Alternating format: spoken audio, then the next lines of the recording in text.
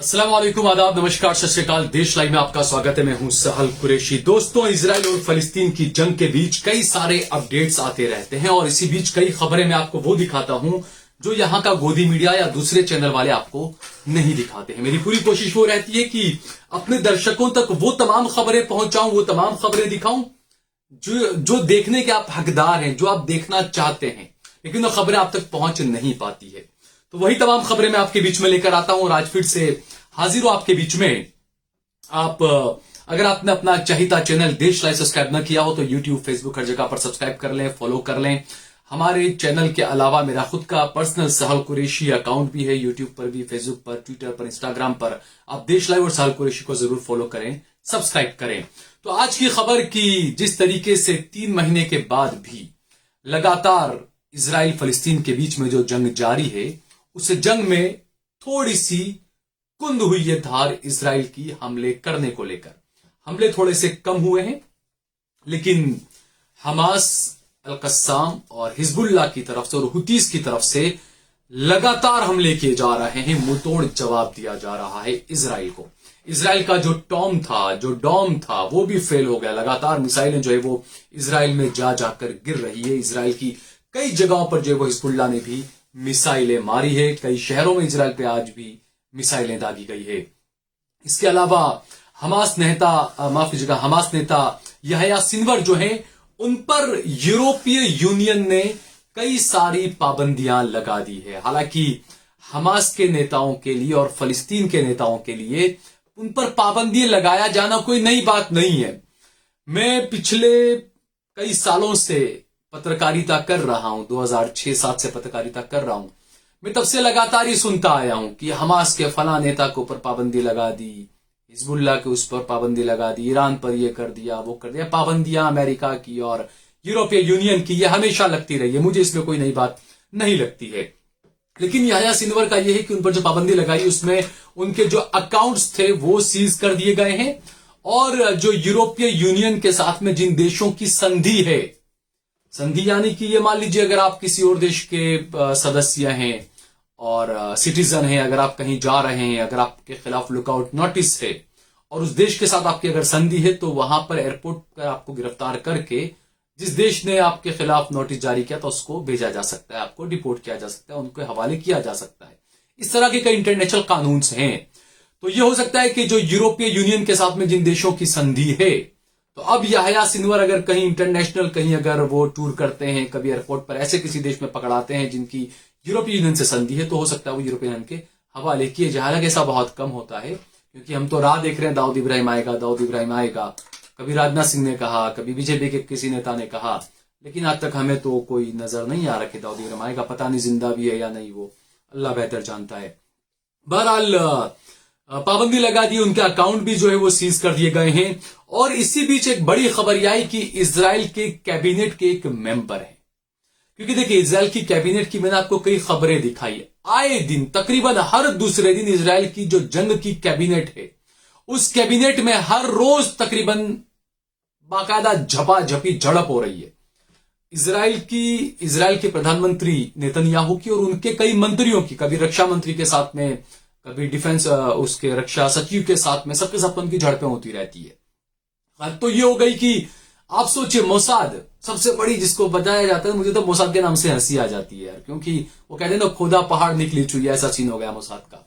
तो सबसे ज्यादा खतरनाक जिसको बताया गया इंटेलिजेंस, उस मोसाद के चीफ को नेतन्याहू अपनी इस वॉर कैबिनेट की मीटिंग में आने नहीं देते, रोक देते हैं बाहर ही कि नहीं तुम नहीं आ सकते हो, तुम्हें हम नहीं आने देंगे। तो रक्षा मंत्री भिड़ जाते हैं, नहीं उसको आने देना पड़ेगा। और ये चीजें आजकल हो रही है कि जंग के अंदर कोई भी देश अगर जंग में जाता है तो 2 चीजें सबसे अहम होती है। एक वित्त मंत्रालय, फाइनेंस का, है ना, फाइनेंस मिनिस्टर जो होता है उस देश के लिए सबसे अहम होता है। और दूसरा होता है रक्षा मंत्रालय, डिफेंस मिनिस्टर। ये 2 चीजें होती है जब कोई भी देश जंग में जाता है, तो सबसे बड़ा रोल जो है वो इन लोगों का रहता है कि किस तरीके से फाइनेंस मिनिस्टर पैसों को फाइनेंस करता है, किस तरीके से रक्षा मंत्री फौज को संभालता है, तमाम चीजें करता है। लेकिन यहां पर इजराइल के अंदर ये 2 मंत्री ही नेतन्याहू के खिलाफ खड़े हो गए। इजराइल का वित्त मंत्री और इजराइल का रक्षा मंत्री दोनों के दोनों नेतन्याहू के खिलाफ खड़े, और वो कह रहे हैं कि नेतन्याहू ने हमें फंसा दिया है, नेतन्याहू ने इजराइल को बर्बाद कर दिया, तबाह कर दिया है। और यह तक कह दिया वित्त मंत्री ने तो कि अगर जल्द से जल्द हम खर्चों में अगर कटौती नहीं लाएंगे तो हमारी आर्थिक व्यवस्था बहुत बुरी हो जाएगी। पिछले कई महीनों से इजराइल में सामान जो है वो 80% महंगा हो गया। पोर्ट पर कोई चीजें आ नहीं रही है। आज इंग्लैंड ने, बर्तानिया ने आज साफ कर दिया कि उसके पेट्रोल के, बर्तानिया की जो पेट्रोल कंपनी है उसने साफ कर दिया कि उसका एक भी जहाज अब रेड सी में नजर नहीं आएगा, नहीं उतरेगा। यानी डर गए क्योंकि हुतीज लगातार पिछले एक हफ्ते के अंदर तो कम से कम 12 जहाजों को उन्होंने निशाना बना दिया। तो इंग्लैंड ने बिल्कुल साफ कर दिया कि अब रेड सी में हमारा कोई जहाज नहीं पहुंचेगा। इसी बीच इजराइल जंग के कैबिनेट के मेंबर जदून साहिर, उन्होंने एक चौंकाने वाली बात कही, और ये चौंकाने वाली बात सिर्फ इजराइल के लिए, यहूदियों के लिए नहीं, अनभक्तों के लिए भी है। आप सोचिए कि अनभक्त आप यहां खुश होते हैं कि इजराइल मार रहा है। मेरे कई पोस्ट पर कमेंट आए कि मेरे हिंदू भाइयों के, अनभक्तों के, विचारों के, जो भटके हुए लोग हैं बेचारे, उनके कमेंट आए, बहुत अच्छा हुआ, इजराइल मार रहा है, इजराइल ठोक रहा है, ये कर रहा है, वो कर रहा है। अरे मेरे भाई थोड़ा पढ़ लो, थोड़ी हकीकत जानो।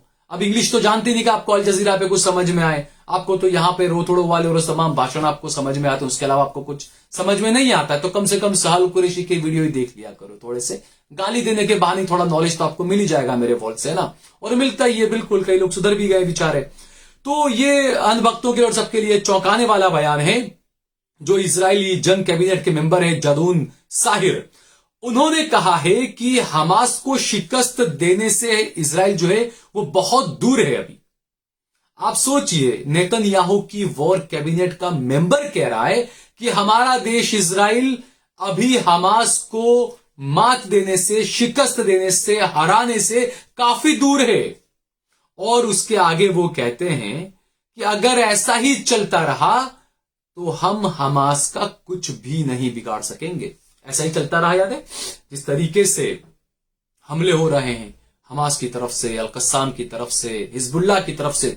आज तो ईरान ने हद ही कर दी। ईरान ने आज 1230 किलोमीटर दूर मिसाइल मारी सीरिया में, और मिसाइल कहां मारी? अमेरिका के बेस कैंप पर मारी। तो जो कुछ दिन पहले नेतन्याहू ने दावा किया था कि हमने हिजबुल्लाह की और हमास की जो शक्ति थी उसको हमने कम कर दिया, थोड़ा सा कुंद कर दिया, तो ये ईरान ने 1230 किलोमीटर लंबी मिसाइल मारकर बता दिया, देख लीजिए हमारी कितनी कम हुई, कितनी ज्यादा हुई। 1230 किलोमीटर लंबी उन्होंने मिसाइल मारी और अमेरिकी बेस कैंप पर हमला किया। इसके अलावा हद तो यह हो गई कि ईरान ने आज मोसाद के कैंप पर हमला कर दिया, मिसाइल हमला। मोसाद के एक कैंप पर हमला कर दिया गया। दोस्तों सोचिए, जो दुनिया की सबसे ज्यादा खतरनाक इंटेलिजेंस जिसे कहा जाता है, उसको पता ही नहीं चला और ईरान ने उसके ऊपर मिसाइल मार दी। और जैसा मैंने बताया, इजराइल के कई शहरों के अंदर हिजबुल्लाह ने और तमाम लोग जो है वो मिसाइलें मार रहे हैं। तो ये जो हालात हो रहे हैं ना, और इस तरीके से इजरायली जंग कैबिनेट के मेंबर जदून साहिर ने खुद जो बातें बताई है कि अगर ऐसे ही चलता रहा तो मुश्किल हो जाएगी हमारे लिए, हम नहीं हरा पाएंगे उनको और बुरा हो जाएगा हमारे साथ, हम कुछ नहीं बिगाड़ पाएंगे हमास का। ये जो बातें कही है। इसके अलावा न्यूयॉर्क टाइम्स ने एक इजरायली सैन्य अधिकारी के हवाले से कहा है, यह खबर छपी है द न्यूयॉर्क टाइम्स में, जिसमें कहा गया है कि गाजा की सुरंगें इजराइल के लिए एक बुरे सपने की तरह है। जो सुरंगों का नेटवर्क है ना, जिसको बार बार ये दावा किया गया कि हमने सुरंग को पकड़ लिया, ये कर दिया, हालांकि अबू बैदा ने 100 दिन पूरे होने पर तमाम पोल खोलकर रख दी, कहा कि तमाम खबरें गलत है, हमारी कोई सुरंग नहीं पकड़ी गई है। अब जो है वो न्यूयॉर्क टाइम्स ने एक इजरायली आर्मी के अधिकारी के हवाले से बातें कही है कि जो चीजें हो रही है और जिस तरीके से जो सुरंगें हैं, वो इजराइल और इजराइल की फौजियों के लिए एक बुरे ख्वाब की तरह है। हो रहा है ना कि अचानक दिन में से इजरायली सैनिक उठता है और अपने साथियों पर गोलियां चला देता है। तो वाकई में ये बुरा सपना ही है उनके लिए, बुरे सपने की तरह है हवास और ये तमाम सुरंगें जो मकरजाल बना हुआ है। और ये कहा गया कि जो सैन्य अधिकारी उसने कहा है कि हमास की और गाजा के नीचे की जो सुरंग है ना, उसका जो मकर जाल है, उसको देखकर हम हैरान हैं। ये इजरायली सैनिक कह रहा है कि ऐसा कैसा मकर जाल है कि वो लोग आते हैं जाते हैं, हमें पता भी नहीं चलता, हम पर कहां से हमले कर देते हैं, हम पर कहां से गोलियां बारी हो जाती है, हमें पता ही नहीं चलता, हमें नजर ही नहीं आते। तो ये कोई इजराइल का ऐसा पहला सैन्य अधिकारी नहीं है। इससे पहले इजराइल के कई सारे अधिकारियों ने, पूर्व प्रधानमंत्रियों ने, पूर्व मोसाद चीफ ने, कई लोगों ने इस तरह के बयान दिए हैं हमास के लिए। कि हमास को हराना इतना आसान नहीं है। आप 70 साल में तो कुछ कर नहीं पाए, अब क्या कर पाएंगे आप? तो अनभक्तों की तरह की स्टोरी कुछ वहां पर भी हो रही है ना। हिंदू राष्ट्र बनाएंगे, हिंदू राष्ट्र बनाएंगे। आज भाईजान ने कह दिया कि मोदी हमारे भाईजान है। भाई लो सुन लो, अब भाईजान मुसलमानों को लुभाने के लिए लगे हैं। तो जो कहते थे कि हिंदुओं का बाइकआउट करेंगे, वो तो आप भूल जाइए। तो ये कुछ तो बात है जो हस्ती हमारी मिट्टी नहीं। वो कहते हैं ना, हस्ती हमारी मिट्टी नहीं। हस्ती से याद आया, रोती है, बहुत रोती, जहां देखो वहां रोती। प्रधानमंत्री जहां खड़ा होता है वहां रोना शुरू कर देता है। तो एक हमारी हस्ती बड़ी मशहूर है और एक उनकी रोती बड़ी मशहूर है। कभी भी उन्हें रोना आ जाता है। अभी राम मंदिर बनेगा, वो रोएंगे, शायद आडवाणी जी के लिए भी रोएंगे, हिंदुत्व के लिए रोएंगे, हमारा ख्वाब था, ये था, वो था, ये तमाम चीजें होगी क्योंकि लोकसभा चुनाव है, 2024 के चुनाव सर पर है। बहरहाल ईरान ने जो ताबड़तोड़ हमले किए हैं, कई अमेरिकी कैंपों पर हमले किए, सीरिया में हमले किए, इजराइल में भी हिजबुल्लाह ने कई मिसाइलें दागी है, मोसाद के एक ऑफिस पर, मोसाद के एक कैंप पर जो है वो मिसाइलें दागी गई है। इसी बीच सऊदी अरब के जो फॉरेन मिनिस्टर है उन्होंने कहा है कि हम इजराइल को एक देश के तौर पर मानने के लिए तैयार हैं, बशर्त ये कि 2 नेशन थियरी अमल में लाई जाए। कैसी 2 नेशन थियरी? इजराइल अलग देश, फलस्तीन अलग देश। जब यासर अरफात थे फलस्तीन में, वहां के सब कुछ वही थे, सर्वे सर्वा सरबराह थे वो। उस वक्त 2 स्टेट नेशन पे, 2 नेशन थियरी पर काम हुआ था। 2 हिस्से बनाए गए थे, पैलेस्टाइन को अलग बनाया गया था, इजराइल को अलग बनाया गया था। लेकिन उसमें कुछ पैच फंसा दिए गए थे कि भाई फलस्तीन के अंदर भी जो जगहें हैं, कुछ जगहों पे सरकार इजराइल की चलेगी और ये तमाम चीजें थी वहां पर। और आज भी आप देखिए गाजा के अंदर और फलस्तीन के अंदर जब चाहे, जब ये जो वहां का जो मेन चीजें होती है ना, पानी है, बिजली है, दवाएं हैं, इन सब पर तो आज भी इजराइल का कब्जा है। इजराइल जब चाहे तब उन पर बंद कर देता था। तो सऊदी अरब ने कहा है कि हम मानने के लिए तैयार है, एक देश मानने के लिए तैयार है हम इजराइल को, लेकिन बशर्त ये कि 2 नेशन थियरी हो, फलस्तीन को भी अलग राज्य बनाया जाए। अब अचानक ये बात कहां से आई? सऊदी अरब के विदेश मंत्री ने अचानक ये बात कहां से कही? मैंने आपको 3-4 दिन पहले बताया था कि ब्लिंकन जो है वो सऊदी अरब गए हैं, किंग सलमान से मिले हैं। और जो वो मुलाकात हुई उसके बाद मैंने एक बताया था आपको कि एक बड़ा फार्मूला इजराइल ने, नेतन्याहू ने अमेरिका के जरिए सऊदी अरब को भेजा है। वो फार्मूला ये था कि आप गाजा, वेस्ट बैंक, फलस्तीन का जो हिस्सा, उस पर कब्जा आप रखें। यानी सऊदी अरब और यूएई को यह लालच दी कि हम अलग फलस्तीन कर देते हैं, इजराइल हमारा, फलस्तीन आपका, लेकिन वेस्ट बैंक पर उन सब पे कब्जा आप अपना रखिएगा। तो ये जो कब्जे की जो लालच सऊदी अरब को दी गई है ना, ये वही मिट्टू तोता बोल रहा है कि हम फलस्तीन, इजराइल को अलग देश मानने के लिए तैयार हैं अगर फलस्तीन को अलग देश बना दिया जाता है। क्योंकि उन्हें यह पहले से लॉलीपॉप दे दिया गया है कि अगर फलस्तीन अलग देश बनेगा तो उसके ऊपर यूएई का और सऊदी अरब का कब्जा होगा। मैंने 3-4 दिन पहले खबर आपको लाइव में बताई थी। यह खबर आज सच साबित हो रही है दोस्तों। तो ये जो चीजें चल रही है ना, ये कहीं ना कहीं घूम फिर कर वहीं आता है कि 500 अरब डॉलर का जो डीजल या पेट्रोल या गैस जो गाजा के नीचे है, वही सब कुछ है दोस्तों। अब सऊदी अरब भी चाहता है कि वो हमारा हो जाए। तो जो निहत्ते मुसलमानों की जाने गई बेकसूरों की, उससे तो कोई फर्क ही नहीं पड़ता। अब लालच चलती है भाई, सत्ता चलती है। हमारी सत्ता होगी फलस्तीन पर भी, ये इनको लालच दिया गया। लेकिन क्या इन अरबों को यह नहीं पता कि इंग्लैंड ने 1948 से पहले इन अरबों को लॉलीपॉप दिया था कि हम फलस्तीन आपके हवाले कर देंगे। और बिल्कुल यही लॉलीपॉप इन अंग्रेजों ने यहूदियों को भी दिया था कि हम ये फलस्तीन आपके हवाले कर देंगे। और उसके बाद भी आप उस पर यकीन करेंगे अब दोबारा, जबकि हमारे मजहब में साफ कहा गया है कि जो सच्चा मोमिन होता है ना, वो एक ही दरवाजे से बार बार नहीं डसा जाता है। वो एक ही बार डसा जाएगा, दूसरी बार उसी जगह पे नहीं डसा जाएगा उसको, वो समझ जाएगा अगर वो मोमिन है तो ये अरबों को सोचना चाहिए इसके बारे में अब कि आप किस पर यकीन करने जा रहे हैं। उन्होंने आपको लॉलीपॉप दिया, जिन्होंने आपको 70 साल पहले भी लॉलीपॉप दिया था कि इजराइल हम आपको देंगे, फलस्तीन हम आपको देंगे, माफ कीजिएगा, आप उस पर फिर यकीन करेंगे? आप क्या गारंटी है? ये सिर्फ इसलिए कि ईरान की तरफ से जिस तरीके से जो हमले बढ़े हैं, हमले जिस तरीके से बढ़ा दिए हैं, ईरान जिस तरीके से हिजबुल्लाह और जो मिसाइलें मार रहा है, तो ये इजराइल और अमेरिका को बहुत अच्छे से पता है कि अब तो हमारी ठुकाई दोनों तरफ से हो रही है, हमास की तरफ से, नसरुल्लाह की तरफ से, हुतीस की तरफ से, हिजबुल्लाह की तरफ से, हर तरफ से हमारी ठुकाई हो रही है अब तो। और ऐसे में हर तरफ से ठुकाई होते हुए बच के निकलना मुश्किल नजर आ रहा है इजराइल और अमेरिका दोनों को। तो इसीलिए अब ये चीज लेकर आए बीच में कि सऊदी अरब को और यूएई को लालच दे रहे, क्योंकि उनको पता है, किसी ने कहा था कि जो अरब है ना वो पतली कमर से बाहर नहीं आ पा रहे, तो ये उनको पता है कि अरबों को सत्ता का ये लालच दे दो तो शायद वो आ जाएंगे और ईरान खुद ब खुद दूर हो जाएगा। तो ईरान के जो हिजबुल्लाह के हमले हैं फिर वो सऊदी अरब निपट लेगा उनसे, हुतीस के जो हमले हैं यमन से फिर सऊदी अरब निपट लेगा। यानी कि जो अपने ऊपर जो बला आई थी ना सारी अमेरिका इजराइल पर, यमन की बला, ईरान की बला, इराक की बला, ये सारी बला जो है ना अब ये लोग सऊदी अरब पर और यूएई के सर पर थोपना चाह रहे हैं। और इतनी सी बात ये अरबों को समझ में नहीं आ रही। मुझे बड़ी हैरानी की बात लगती है दोस्तों ये कि अंदर अंदर लड़ाना और ये तमाम चीजें करना, यही करना चाह रहा है इजराइल, और क्या करना चाह रहा है। साफ जो चीजें हो रही है तो यही पता चलता है। बहरहाल ये जो तमाम चीजें हुई और जिस तरीके से हमले के तमाम चीजें, और सऊदी अरब ने जो कहा कि हम मान लेंगे, तो ये तो अब देखते हैं आगे क्या क्या होता है।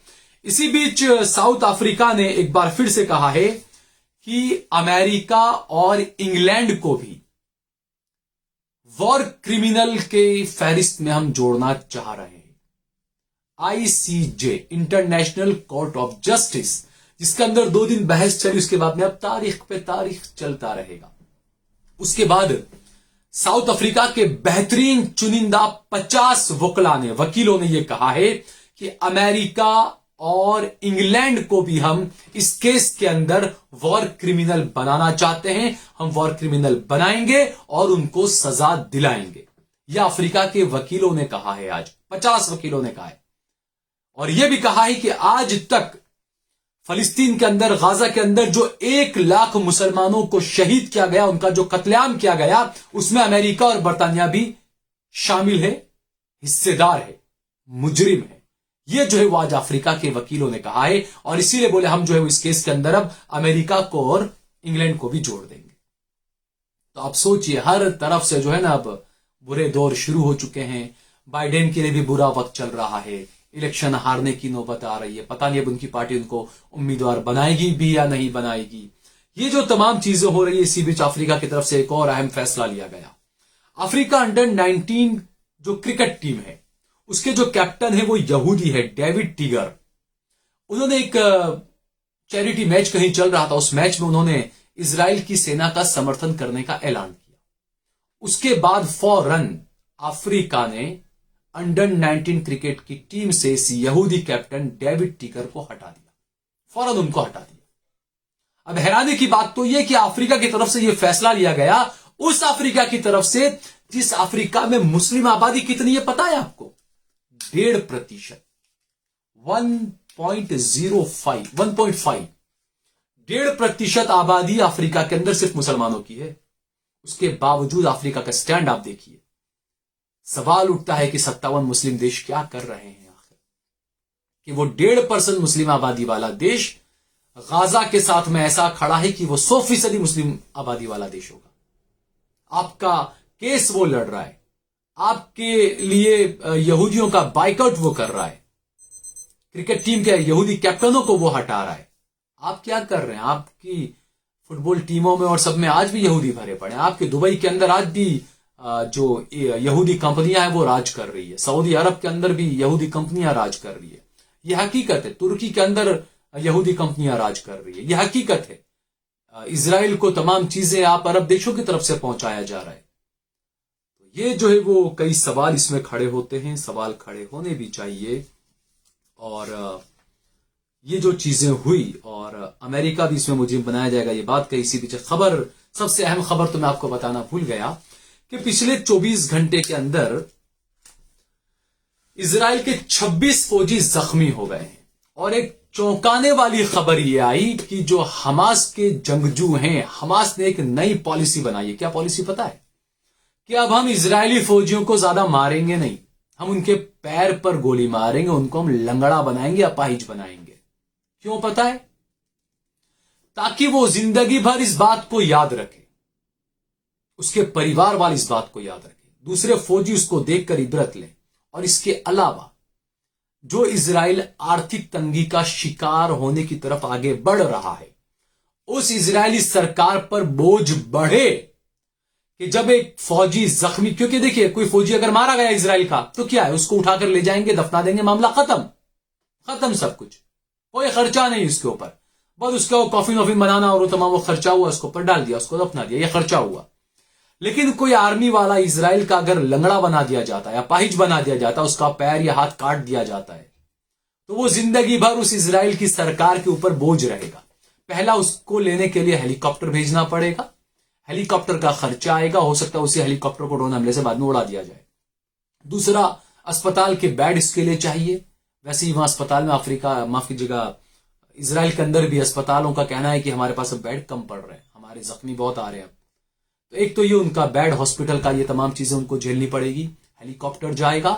तीसरा, जिंदगी भर इजरायली सरकार पर बोझ होगा, उसको संभालना, पूरी जिंदगी उसको तनख्वाह देना, उसका ख्याल रखना, उसके लिए स्पेशल केयरटेकर रखना, जबकि वेस्ट बैंक से 1.5 लाख से ज्यादा शेटलर्स भाग गए हैं। इजराइल छोड़कर 3 लाख से ज्यादा लोग भाग चुके हैं।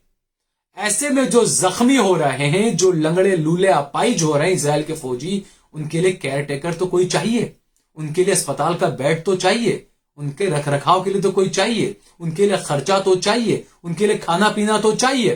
तो हमास ने क्या नई पॉलिसी बनाई है कि अब हम इजराइल के फौजियों को मारेंगे नहीं, बनती कोशिश ज्यादा हम उनको हलाक नहीं करेंगे, हम उनके पांव में गोली मारेंगे, उनके पांव को हम बर्बाद कर देंगे, उनको लंगड़ा बना देंगे, अपाइज बना देंगे, ताकि जिंदगी भर इजराइल की सरकार पर वो बोझ बना रहे। ये होती है पॉलिसी, ये होती है जिसे कहते हैं ना हिकमत अमली, ये पॉलिसी बनाई है। जैसे आप देखिए यहूदियों ने क्या किया, इजरायली फौज गाजा में और जहां भी निकलती है ना, तो वो बुलडोजर के उसको स्टैंड को उल्टा करके पूरी सड़क को खोद देती है। अब ये पैसा कौन देगा? सड़क जब बनेगी, जब जंग खत्म होगी, तो सीधी बात है सऊदी अरब ही पैसा देगा, वही आएगा बड़ा भाई बन के, हम दे रहे हैं, चलिए सारा दोबारा बिल्डिंगें बनाएंगे, दोबारा सारी चीजें करेंगे, है ना, वही होगा, तो पैसा जाएगा मुसलमानों का।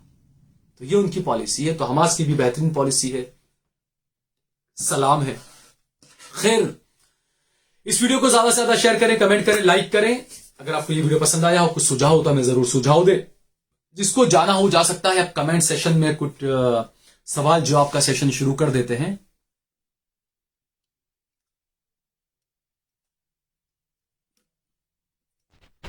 साबिर सिराजी कह रहे हैं सलाम वालेकुम। मोहम्मद सलीम मोहम्मद कह रहे हैं गुड न्यूज। मिर्जा शब्बीर कह रहे हैं इजिप्ट फिलिस्तीन की मदद क्यों नहीं करता है और इजराइल पे क्यों चलता है? इजिप्ट अपने ऑर्डर क्यों नहीं खोलता है, बॉर्डर क्यों नहीं खोलता है फलस्तीन के लिए? क्योंकि ये सब उनके टुकड़ों पर पलते हैं मेरे भाई। बबलू सैयद कह रहे हैं, बाबूलाल सैयद चाचा कह रहे हैं गुड न्यूज। बहुत बहुत शुक्रिया बाबूलाल अंकल आपका।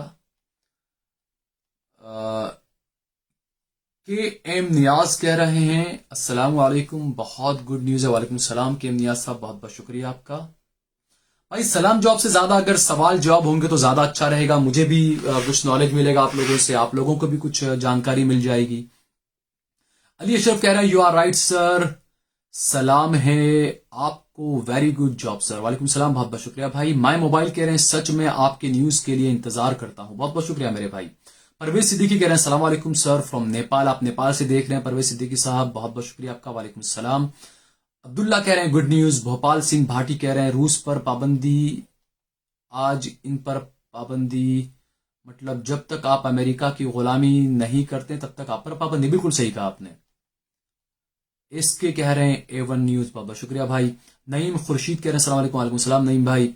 समीर कह रहे हैं सलाम वालेकुम भाई, मैं कल आपका गुजरात वाला वीडियो जो ऑटो ड्राइवर का था वो एक्स पे शेयर किया, बहुत बहुत शुक्रिया मेरे भाई। समीर कह रहे हैं अस्सलाम वालेकुम भाई, मैंने कल, हाँ जी भाई आपके कमेंट मिल चुका है, बार बार एक ही कमेंट को ना करें, 3-4 बार एक कमेंट कर चुके हैं आप। सिल्वर किंग कह रहे हैं आपकी न्यूज देखकर मेरे दिल को सुकून मिला, आपको मेरा सलाम। वालेकुम सलाम सिल्वर किंग भाई, बहुत बहुत शुक्रिया। मंसूर खान कह रहे हैं सही कहा आपने। मोहम्मद शाहनवाज कह रहे हैं अल्लाह आपको सलामत रखे, शाहीनाबाग दिल्ली से, शाहीनबाग दिल्ली से आप, बहुत बहुत शुक्रिया मेरे भाई। वालेकुम सलाम मोहम्मद शाहनवाज भाई। शेख रफी कह रहे हैं भाई कौन भाईजान जिसने मोदी को भाई कहा? भाई बीजेपी ने एक प्रोग्राम चलाया है उत्तर प्रदेश में, मोदी हमारा भाईजान, और उन्होंने कहा है कि हम मुसलमानों को भी साथ में जोड़ेंगे। यानी कि हिंदू राष्ट्र की जो बात करते हैं उनको करारा तमाचा है। जो बीजेपी के सांसद खुद कहते हैं मुसलमानों का बायकॉट करो, उनको तमाचा है ये बीजेपी की तरफ से ही। शमीम खान कह रहे हैं एमबी शमीम कतर, अल्हम्दुलिल्लाह आप कतर से देख रहे हैं मोहम्मद शमीम भाई, बहुत बहुत शुक्रिया आपका। हनीफ लाखानी कह रहे हैं गुड न्यूज, बहुत बहुत शुक्रिया भाई। मोहम्मद अहमद कह रहे हैं यू आर राइट सर, आपको सैल्यूट करता हूं, और अन भक्तों इजराइल इनका बाप है। क्या कहें। फरहान सैयद कह रहे हैं भाई अब मुझे ऐसा ही लग रहा है कि यूएसए और इजराइल गाजा को और अरबों को आपस में लड़वाएंगे। बिल्कुल सही कहा। अब्दुल्ला कह रहे हैं अस्सलाम वालेकुम व रहमतुल्लाहि व बरकातहू, अल्लाह आपको और आपके वालिदैन को जज़ाए खैर दे, जज़ाकल्लाह, बहुत बहुत शुक्रिया। वालेकुम सलाम अब्दुल्ला भाई। टेक वाला फ्रेंड कह रहे हैं सऊदी के राजा मंत्री ही इनिशियली यहूदी सपोर्टर हैं। अब्दुल हमीद पठान कह रहे हैं हमारे नबी सल्लल्लाहु अलैहि वसल्लम के कदम वहां से गुजरे हैं, कुछ नहीं हो सकता, बस दुआ, सब सही हो जाएगा इंशाअल्लाह। बिल्कुल। मोहम्मद जफर उस्मान कह रहे हैं भाई लेबनान में इजरायली सोल्जर दुख के हमला कर दिया है क्या? जी वहां तो लेबनान बॉर्डर पे भी हमला चल ही रहा है भाई, दोनों तरफ से मिसाइलें मारी जा रही है। शेख रफी कह रहे हैं यस भाई लेबनान में घुस तो गए हैं लेकिन आएगा कैसे बाहर? जी घुसे थे, उसमें यह भी हुआ है कि 12 लोगों को मारा है, मिसाइल दागी है। तो अब इजराइल कह रहा है कि लेबनान के 12 लोग आए थे, और लेबनान कह रहा है कि इजराइल के 12 लोग आए थे जिनको हमने मार दिया है। फारूक यासीन कह रहे हैं अस्सलाम वालेकुम, गुड न्यूज, अल्लाह आपकी हिफाजत करे, आमीन अल्लाह। बहुत बहुत शुक्रिया, वालेकुम सलाम, शुक्रिया फारूक यासीन भाई आपका। एक्सपोर्ट द वर्ल्ड कह रहे हैं Israel army enter in Lebanon territory, breaking news, please update on that. नहीं मैंने बताया, ये खबर हुई थी कि 12 लोगों का था जो लेबनान ने मारे, और लेबनान ने ऐसा हालांकि कुछ है नहीं, कोई घुसे तो नहीं है। इजराइल कह रहा है कि हमने मारे, वो कह रहा है हमने मारे, अलग अलग चल रहा है। अयूब अंसारी कह रहे हैं सर मोसाद को कोई नहीं हरा सकता, आप देखें ना हर मोसाद को सोल्जर जो है दम पर बना हुआ था। अनीस अहमद कुरैशी कह रहे हैं अस्सलाम वालेकुम। जी वालेकुम सलाम अनीस अहमद भाई। शब्बीर अहमद अंसारी कह रहे हैं जय हो अनभक्तों की, ये जिसके साथ उसकी लंका लग जाती है। बिल्कुल सही कहा। महबूब खान कह रहे हैं फलस्तीन जिंदाबाद। महबूब खान कह रहे हैं अस्सलाम वालेकुम भाई। वालेकुम सलाम महबूब भाई। अयूब खान दिल भेज रहे हैं, बहुत बहुत शुक्रिया आपका। रॉयल ऑटोमोबाइल सरखेज कह रहे हैं नाइस इन्फॉर्मेशन सर, बहुत बहुत शुक्रिया भाई। रॉयल ऑटोमोबाइल कह रहे हैं नाइस इन्फॉर्मेशन। सिराज मंसूरी लब्बैक प्रॉपर्टी कह रहे हैं अस्सलाम वालेकुम। वालेकुम सलाम सिराज मंसूरी लब्बैक प्रॉपर्टी वाले भाई।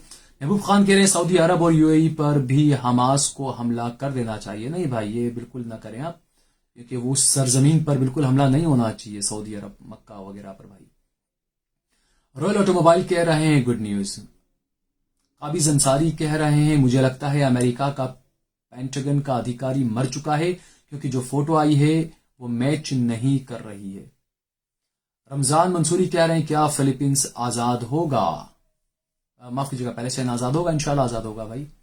खालिद हुसैन कह रहे हैं फ्री पैलेस्टाइन, दीन इस्लाम वर्सेस ऑल कह रहे हैं अस्सलाम वालेकुम सर, ईरान ने जो हमला किया है उसमें अमेरिका और इजराइल का कितना नुकसान हुआ है? बिल्कुल नुकसान हुआ है उनको भी भाई। रॉयल ऑटोमोबाइल कह रहे हैं सलाम भाई। वालेकुम सलाम भाई। अयूब खान कह रहे हैं बहुत ही बढ़िया विश्लेषण है सर, बहुत बहुत शुक्रिया भाई आपका। सिराज मंसूरी कह रहे हैं सर आप ईमानदार पत्रकार हो, बहुत बहुत शुक्रिया भाई। अब्दुल वदूद कह रहे हैं अल्लाह आपको सलामत रखे, न्यूज देने का अंदाज बहुत उम्दा है, बहुत बहुत शुक्रिया अब्दुल वदूद भाई आपका। जेड अहमद कह रहे हैं आप अरबों को यहूदियों की चाल से क्या आगे कर सकते हैं? फिरोज खान कह रहे हैं अस्सलाम वालेकुम। वालेकुम सलाम भाई। अहमद मुलानी कह रहे हैं फलस्तीनियों का बगैर टैक, बगैर हवाई जहाज के, बगैर तनख्वाह, भूखे पेट 100 दिन से सुपर पावर के साथ लड़ाई लड़ना जीत जाना है। बिल्कुल सही कहा आपने। निसार अहमद शेख कह रहे हैं गुड जॉब सर, बहुत बहुत शुक्रिया भाई। शेख वली कह रहे हैं हाय जी सलाम वालेकुम भाई। रॉयल ऑटोमोबाइल कह रहे हैं क्या हुती ने एक और जहाज डुबाया है? बिल्कुल हुती लगातार हर रोज तकरीबन 2-2 जहाज तो हमले कर ही रहा है वो।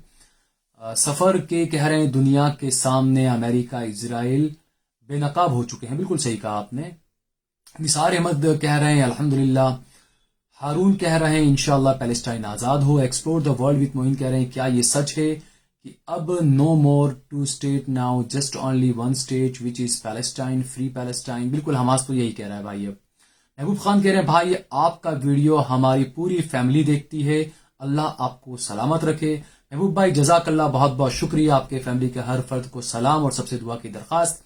अकरम हसन कह रहे हैं सर अल्लाह पे यकीन नहीं। बिल्कुल भाई, अल्लाह पर किसे यकीन नहीं है, बिल्कुल हमें तो अल्लाह पर यकीन है, अल्लाह पर ही यकीन है। इमरान खान कह रहे हैं अस्सलाम वालेकुम मेरे बड़े भाई। वालेकुम सलाम इमरान भाई। मोहम्मद एजाज कह रहे हैं अस्सलाम वालेकुम। वालेकुम सलाम मोहम्मद एजाज भाई। रऊफ नोड कह रहे हैं मेरी आदत हो गई है, आज तक आपकी न्यूज नहीं देखते तब तक मजा नहीं आता, और बाकी तो सब मिक्स मसल है, और अल्लाह हिफाजत करे फलस्तीन और अल्लाह सबको हिदायत दे। वालेकुम सलाम, बहुत बहुत शुक्रिया मेरे भाई रऊफ भाई। जेड अहमद कह रहे हैं आप अरबों को यहूदियों की चाल से आगाह करें प्लीज। बिल्कुल भाई, जितनी हमारी कोशिश होती है हम तो अपनी तरफ से पूरा करते रहते हैं, अब देखते हैं आगे क्या होता है।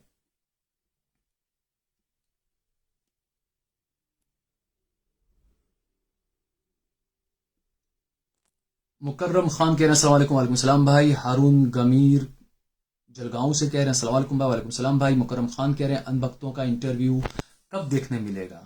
करेंगे दोबारा जल्दी भाई। इब्राहिम बेदी दिल भेज रहे हैं, बहुत बहुत शुक्रिया आपका।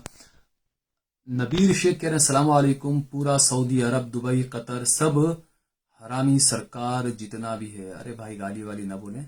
इमरान अली कह रहे हैं नाइस सर, बहुत बहुत शुक्रिया भाई। इमरान अली कह रहे हैं अस्सलाम वालेकुम। वालेकुम सलाम इमरान भाई। चलिए खैर, मुझे दीजिए इजाजत, बहुत बहुत शुक्रिया आपका। अस्सलाम वालेकुम, खुदा हाफिज, सत श्री अकाल, नमस्कार, जय हिंद, जय भारत।